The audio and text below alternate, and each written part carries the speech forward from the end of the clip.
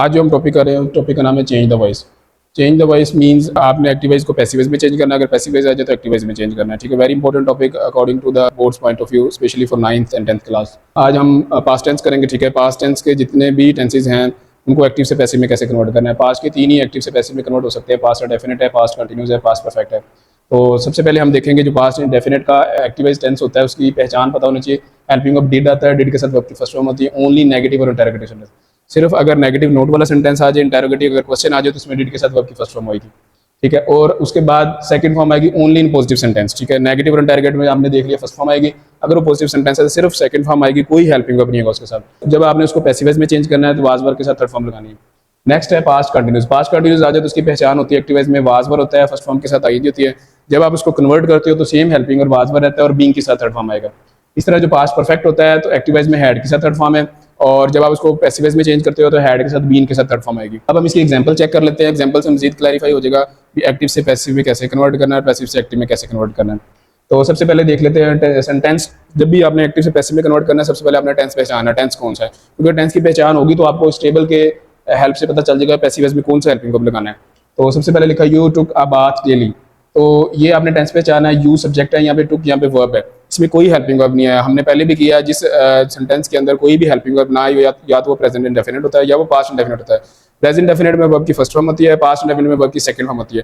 तो इसमें कोई हेल्पिंग वर्ब नहीं, वर्ब की सेकंड फॉर्म टेक की सेकंड फॉर्म टुक दी हुई है, तो ये पास्ट इंडेफिनिट का टेंस है। अब बात यहाँ पे ऑब्जेक्ट है, डेली यहाँ पे एक्स्ट्रा है।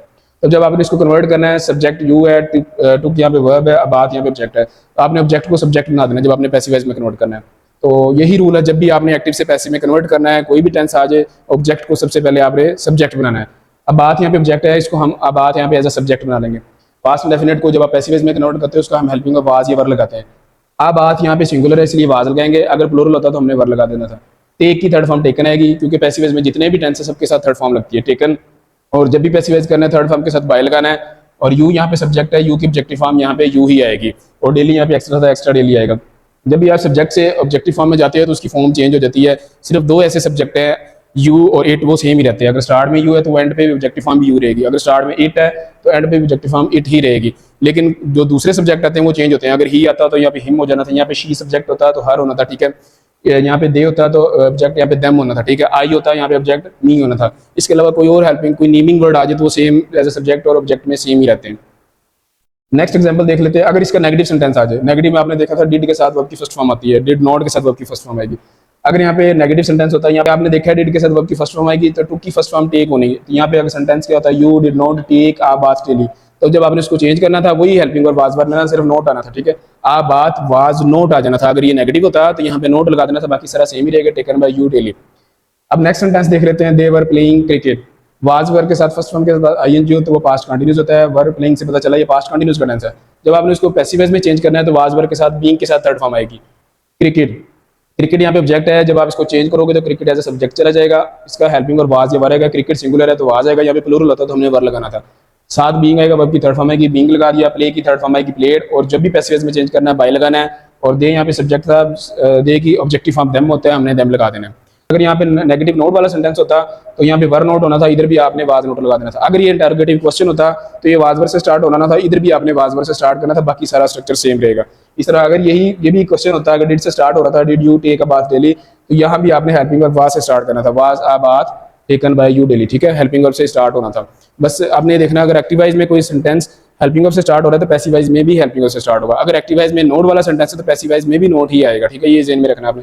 अगर वो सिंपल है तो सिंपल को सिंपल में ही कन्वर्ट करना है। थर्ड सेंटेंस देख लेते हैं, I had written a letter. Had के साथ थर्ड फॉर्म, हैड के साथ थर्ड फॉर्म पास्ट परफेक्ट का टेंस है। जब आपने इसको चेंज करना है पैसिव में हैड के साथ बीन के साथ थर्ड फॉर्म आएगी। तो आई सब्जेक्ट है, रिटन यहाँ पे वर्ब है, आ लेटर यहाँ पे ऑब्जेक्ट है।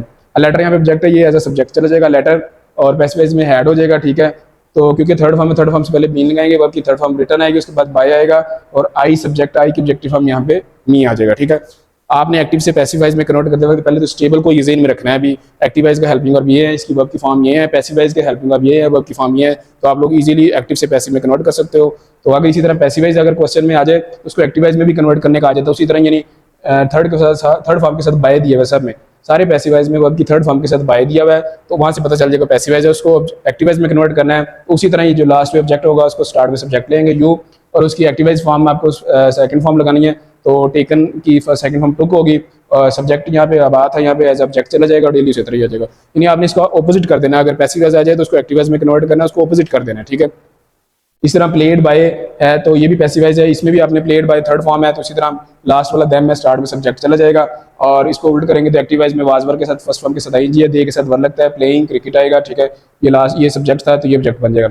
इस तरह अगर ये पैसिव वॉइस आ जाए, letter had been written by you, written by me, written by से पता चला पैसिव वॉइस है, तो इसी तरह लास्ट ऑब्जेक्ट होगा मी की सब्जेक्टिव फॉर्म आई आ जाएगी, और इसी तरह हैड के साथ थर्ड फॉर्म लगा देना, हैड रिटन, और ये सब्जेक्ट यहाँ पे ऑब्जेक्ट बन जाएगा।